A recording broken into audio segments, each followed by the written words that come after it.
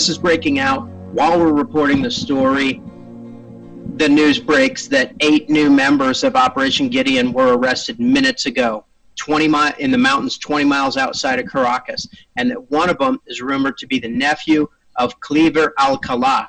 Cleaver Alcalá is a Venezuelan general who defected, became critical of Maduro, came out on the wanted poster where he's front and center for $15 million, and then one of the $10 million men is Cleaver Alcalá. So after that came out in March, and I didn't even hear about this, he turned himself in to U.S. authorities in Colombia. So one of the 8 members of Operation Gideon, who was just caught minutes ago in the mountains outside of Caracas, is reportedly the nephew of Cleaver Alcalá. So this is a much bigger operation than all the news has led on. It is still ongoing to this moment, and it may have sparked the general uprising. Last week, a lot of people seen that 2 American citizens were captured by the Venezuelan government in Operation Gideon.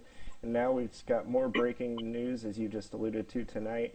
We've got several hashtags trending in Venezuela, such as CIPC, 11 million or 11M Venezuela Armo El Pial.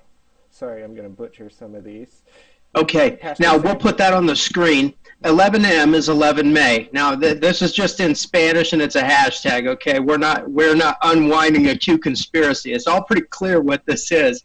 11 May, call for a general uprising. Now in the past week, the shouts have been coming out that okay, you killed 12. The Maduro government killed 12 members of Operation Gideon, Venezuelans that were coming and trying to liberate our nation, and we're coming for you. They've really put out a bounty on all members of the corrupt government, of the Cartel del Sol narco government of Nicolas Maduro, and they said, we're going to take double. So the resistance, which has been mostly peaceful, is intending to take scalps. They're intending to kill enemy soldiers now. And so just over the last day, this hashtag has been trending, and as I've followed it with thousands of tweets, and I'm in there trying to read them in Spanish, there is a broad-based call. Look, everybody has to come out. There's supposed to be a march on West Caracas and East Caracas, but that's only part of it. This is supposed to be a violent revolution. This is supposed to be, they're supposed to take lives. Right. For those of us not familiar with the backdrop of Operation Gideon, how did this uprising form and start? That is subject to a great deal of speculation. You know, the fake news wants to make it out to be a bungled plot, a plot that is not ongoing. They want to go with Maduro's party line that he repelled the assault.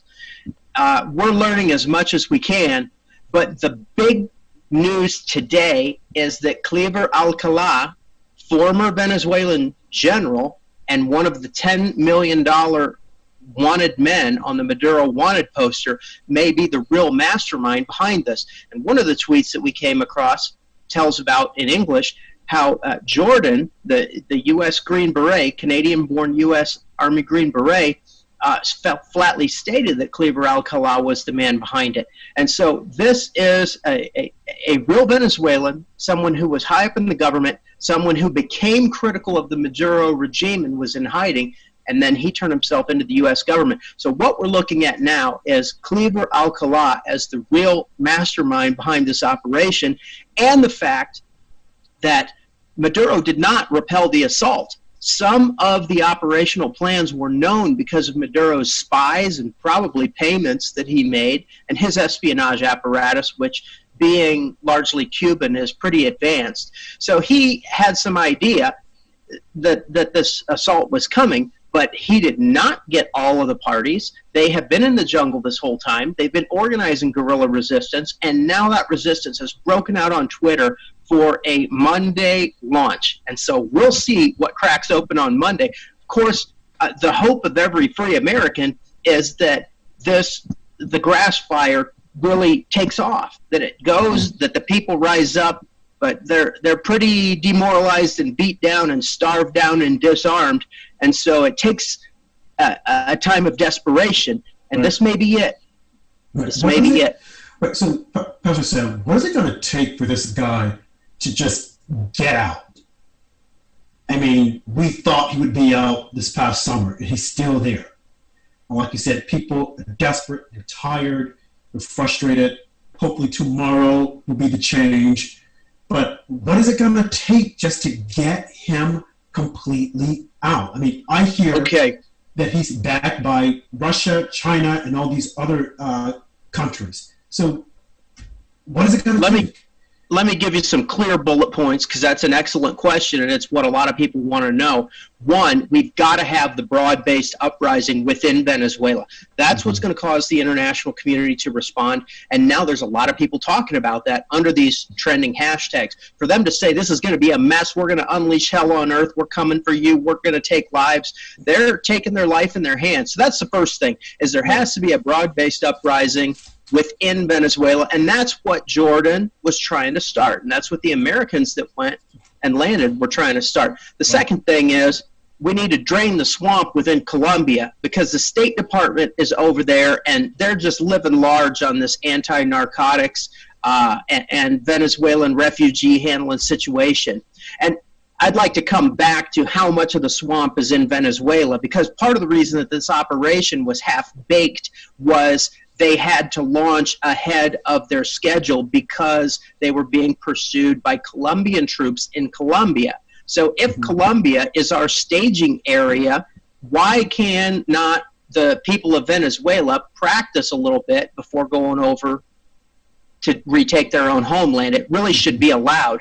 But I've reported on the fact that I don't trust Ivan Duque, the Colombian president, that his Georgetown Jesuit educated. He has a background in international banking and international finance. So he's a globalist. He's a rhino. Yeah. And so, and the State Department is involved in this.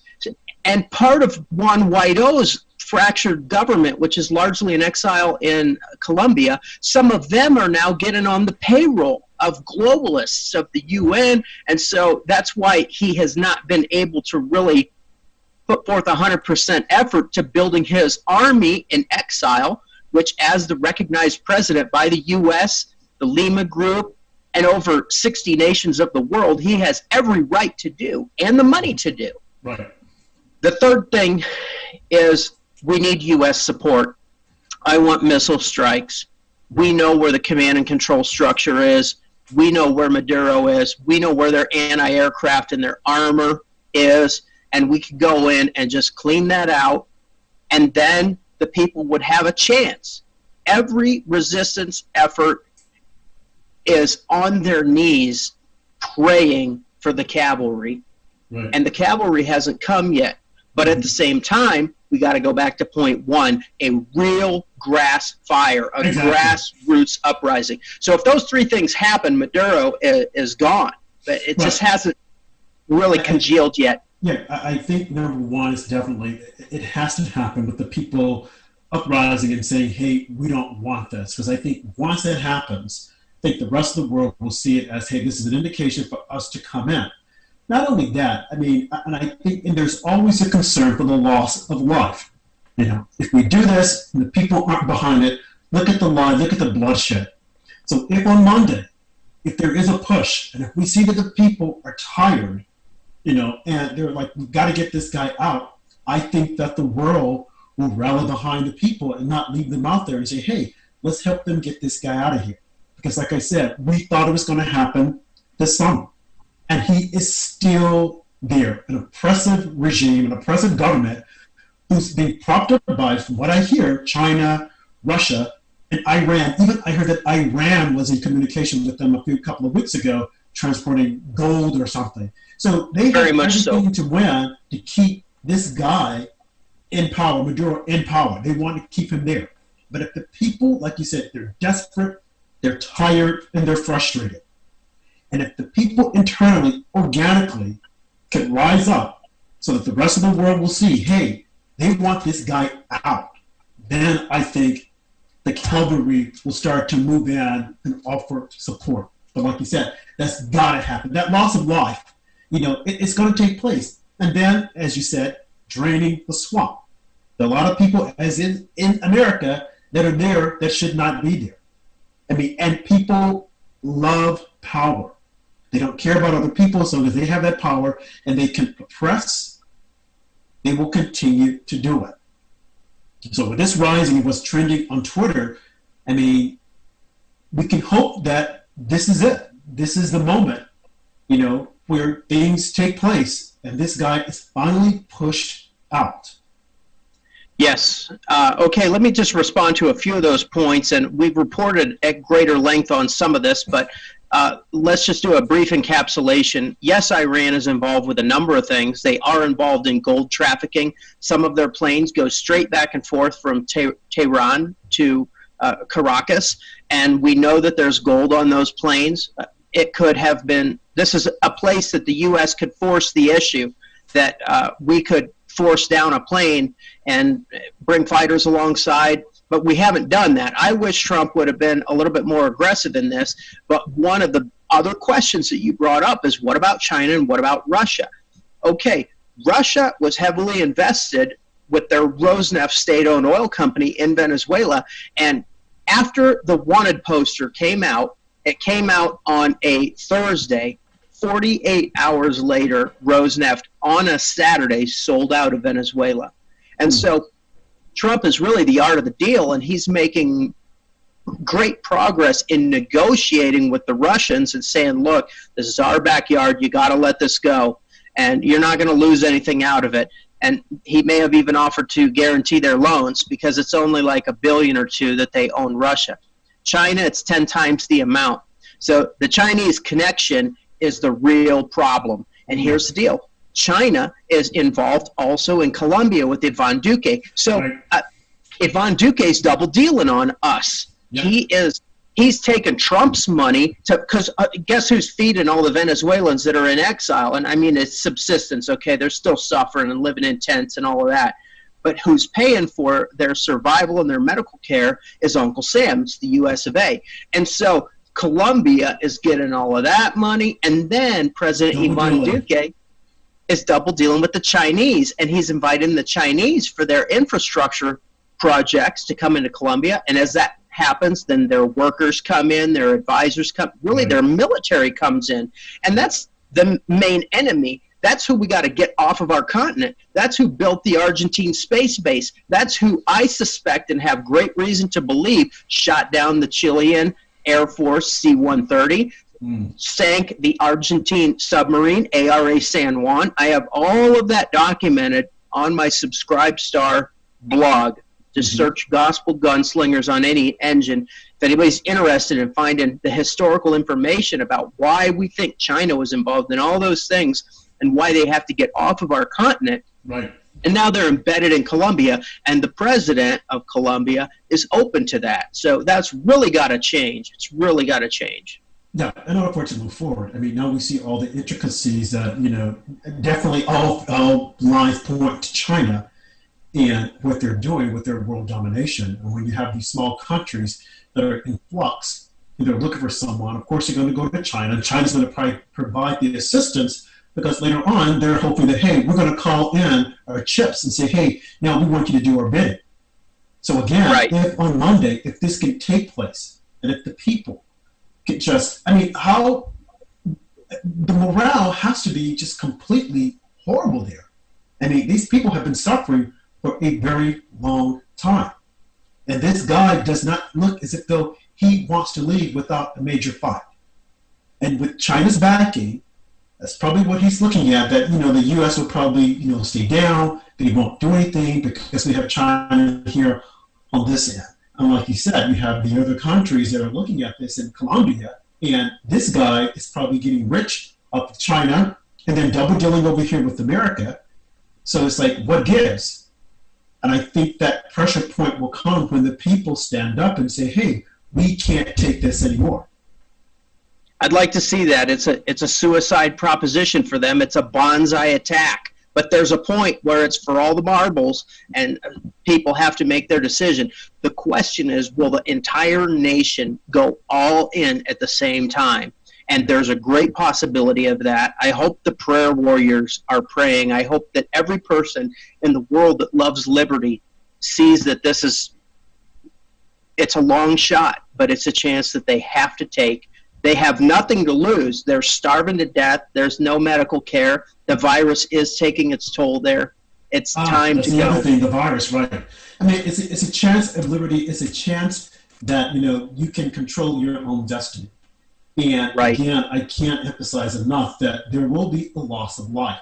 And I think that's one of the things that the United States is looking at, because if we go in guns a-blazing, of course the entire world is going to attack us, as they always do, and say you should have done that, although we're doing it for a good cause. But if the world sees that the people are tired and that they're rising up, realizing that they're putting their lives on the line, but it's for a good purpose, it's for freedom, to free their country, to kick out a dictator, a person who has been there and just draining the country of all of its resources, draining the country of its people, its power, completely devastating the country. And he's deluded. We see that. Right. I mean, if the nations, the entire world sees this happening, they see that the people are willing to do it, to sacrifice their lives for a chance at freedom, for a better tomorrow for their children. Hopefully then the world will come in. Because right now, they're just standing and they're waiting. Because that big factor, believe it or not, like you said, is China. And, knowing that China is there, and they've been coming in, for God knows how long. So the people have got to, and we've said the same thing about Iran. If their people were to stand up internally, organically, and overthrow the government, but it's not going to be easy because lives will be lost. And that's one of the things that the United States is looking at, that if we go in, guns are blazing, and without a doubt, we could take him down. We could take him down very easily. Okay, it would be a fight, but the loss of life, the bloodshed, and the way the rest of the world will rebuke us because we have done this for a good cause, but we would be rebuked. But all we have to do, all we really need to do is a little bit of shock and awe, hit a few anti-aircraft defenses. Yep. Our partners will come in. Peru will come in, because these nations, there's been attempts to topple the conservative governments in Peru, right, in Ecuador, in Chile, all Venezuelan backed, all in the last 6 months. And so this is the festering wound. As I was thinking about this, I was thinking about the old whiskey brewer Jack Daniels. And I went to the Lynchburg, Tennessee brewery. It's probably been 15 years or more since I was there. But they told the story of how Jack Daniels died.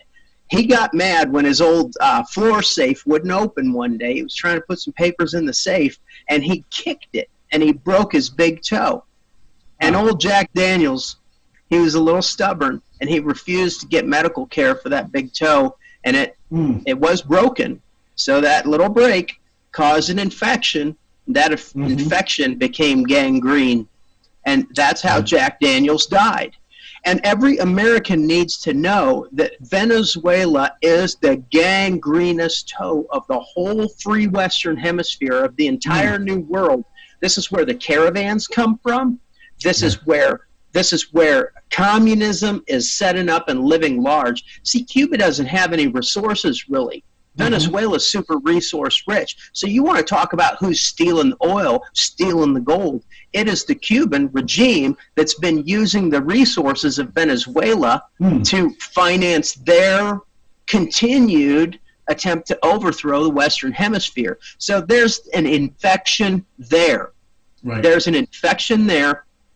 They're trying to overthrow Brazil, conservative government. They succeeded in overthrowing the conservative government in Argentina. Now, it happened at the ballot box, but you're talking about big tech, you're talking about massive propaganda, and I believe election fraud. And so we're starting to lose dominoes in the Americas, and it's very, very dangerous. It has to be cleaned out. Absolutely. It has to be cleaned out. This is on our continent, and we cannot allow a foreign power like China to come in so close. And again, this is what I don't think people are realizing. So it's good that you're here to explain this, to let them know this is extremely serious. This not only affects Venezuelans, but this affects everyone in the Western Hemisphere. If we allow these foreign powers, communist regime, to come up and set up shop in our backyard, it's not good at all. It is not good at all. Because then those countries become dependent upon them. Yes. That's right. We're all interdependent, and I'll tell you who is the first to speak up about this. And then I really want to go in and debunk some fake news about Operation Gideon and bring some real facts to the table. But I'll tell you who stood up first. It was President Martin Vizcarra of Peru. And so this is a year and 5 months ago, a year and 6 months ago, and he wasn't even ever supposed to be president. He was kind of a conservative, and he was vice president to really a leftist in Pedro Pablo Kaczynski. But then he got caught up in the car wash scandal. A bunch of crazy stuff happened, and boom, Martin Vizcarra becomes the president. And so they had this kind of balanced ticket so that PPK could win the presidency, and it wound up with Martin Vizcarra. And a lot of patriots, I really want the patriots of the world to see that the devil's not all powerful. The New World Order is not all powerful. That they lose, their plans fail all the time. They shoot themselves in the foot. And if we're ready to capitalize on that, who knows how long we can have a free hemisphere and a free world. Right. So Martin Vizcarra stood up at the United Nations in the September speeches, and he spoke in Spanish, and I almost fell out of my chair when I watched his speech in Spanish because he referred to the Inter-American Letter of 2001, which states, and he's basically reading from it, he says, this states that a rupture of democracy in any member country is a threat to the peace, stability, and prosperity of the region, and the neighboring nations have a duty to go in and restore the democratic order. And I was just, I can't tell you how I felt when the first guy came out and really put his head on the chopping block. So this is why 1 million Venezuelans came in and rioted in his nation. He had to dismiss the legislature in order to hang on to the presidency. That's how touch and go this has been, and how on a razor's edge many nations are. So he was the first one to come out and say this, and now there's a coalition of the willing. There's the Lima Group. There's the TR, the Rio Pact, the Inter-American Reciprocal Assistance Treaty. All these things have been activated. So everything's ready for the free world to react. And now it's time that we really do that. Right. Yeah. Let's talk about some fake news having to do with Jordan Trudeau and the Operation Gideon. One of the things that Jordan said when he came out, showed the contract, I think it's been 7 or 8 days since that happened. When he showed the contract, said this is Juan Guaido's signature. Now, Juan Guaido has not admitted that just yet. But Juan Guaido, he kind of has plausible deniability because Jordan said that on a $212 million contract, basically to construct a military, he'd only been paid $50,000, and that $50,000 came from JJ, who's the attorney, and you can see his name and his whole bio. So he was an intermediary. And so that was basically petty cash. And so for Juan Guaido to come out and say, I never activated this contract, his signature appears on it, but he did not fund it. And so he's kind of got a place to stand to say that he was not the one behind this. But today, Juan Guaido came out and tweeted the Maduro wanted poster. And for him to tweet that, he was stating that he's all for these criminals being brought to justice in United States courts. Right. And he's all for even headhunters and even profiteers to go to collect that money.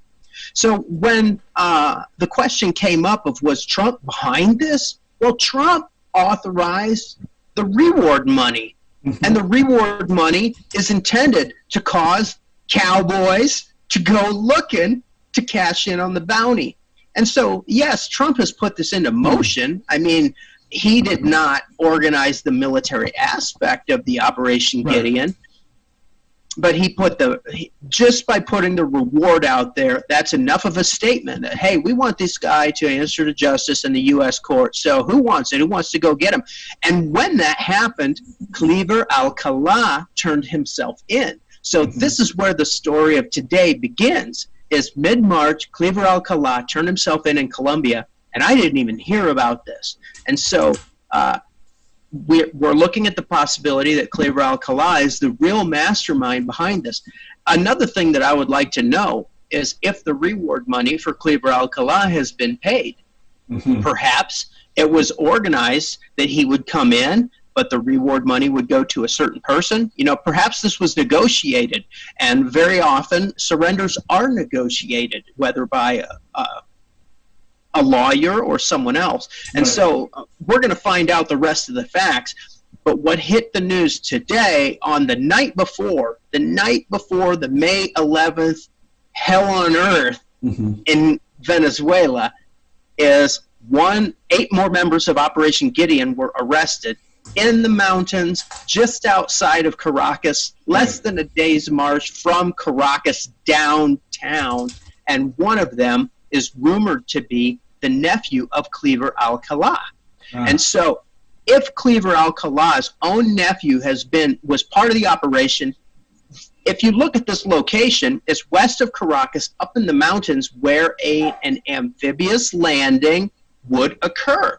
This is what guerrillas do, is they make a landing and they try to get into a rugged area where they can hide out and run their operations from. And so this is very, very plausible that Cleaver Alcala with this group, this squad, made an amphibious landing 7 days ago, has been hiding out in the mountains and planning his attack on Caracas.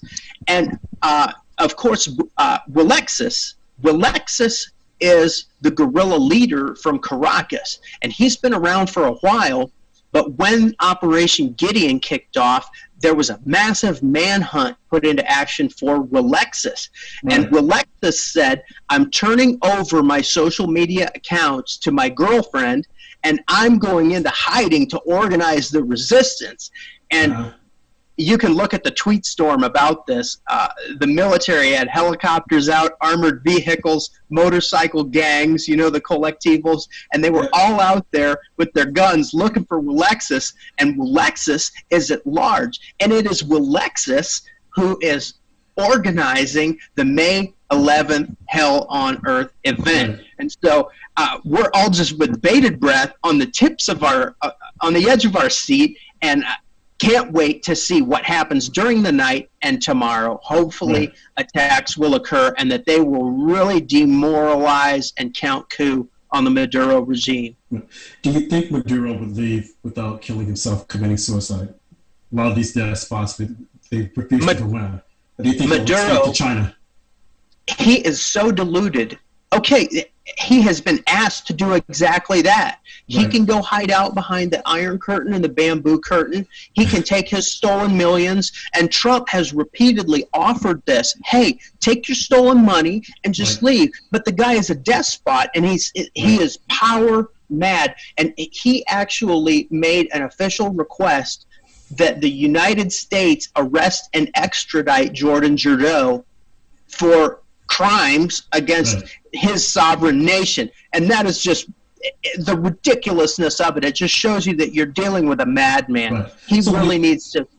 So let me ask you this. So if, let's say, tomorrow is successful, and let's say the resistance start to move in, and of course Maduro won't leave, exactly on tomorrow, but do you foresee that if he leaves, that his henchmen, the deep state, will leave with him? Or do you predict that they would try another run at it and prop up some other president, dictator to rule things? I don't think that when he's out, does that mean he and all of his henchmen are out?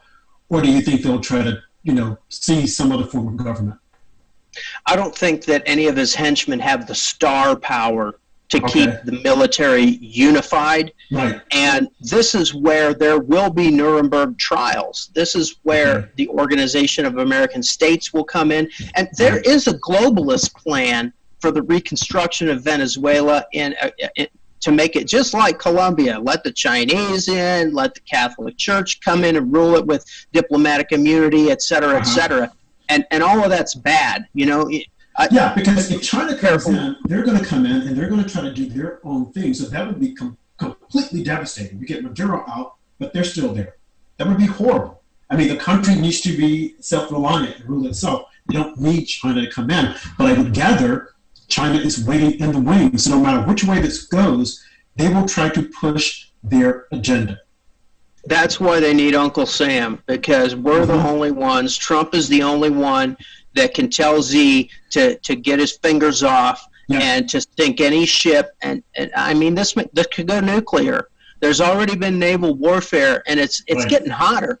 You know, there's a whole task force in all of Latin America that has to do with enforcing fishing laws. Okay, that's not pointed at panga boats, okay? That is pointed at China. China is stealing all the fish of the world, and there's already been ships sunk over this several times, and so the fact that task force exists shows the will of the Americas and of Donald Trump to confront China. But this is what we have to do in the Venezuelan situation: take out their air defenses and face down China. That's really it. Now that Russia's out, this is like taking candy from a baby. The only person that's gonna we all the way home is China, and they need to get out of the Americas. That's that. Absolutely. They have got to be contained. We have got to, I mean, if anything, what they've done with this entire virus will let us know that they've got to be contained.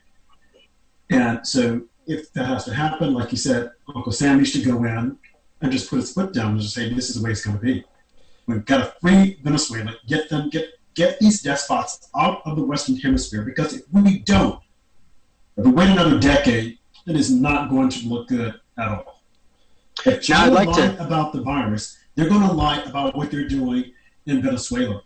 All the reason to stop them now. They exported infected persons all around the globe. That's known. Yeah. Aside from the fact that they put out infected tests, infected personal protective equipment, they sent out infected persons on purpose. Trump has come out and said, this is an attack. This was an attack. We were attacked. Someone asked him, well, China's had no consequence. And he said, you'll have to wait and see. Who told you there was no consequence? Right. And so what is the consequence? Well, they need to be pushed out of the Americas. And they're already in a huff over Taiwan and the South China Sea. Any détente because of that is really misplaced. We're just going to have to fight them. That's that. You know, another thing that I've heard, Rob, I've heard these, I hate to use conspiracy theorist in a bad light because I am one, but here's the deal. So many people just think that the Illuminati, they think the globalists, that the Antichrist world is holding all the cards, and they're not. They're not holding all the cards. They make mistakes all the time. And one thing that I've heard is that the deep state wants a war. They're going to get a war somewhere. They didn't get a war with Iran, so they're going to get a war with China.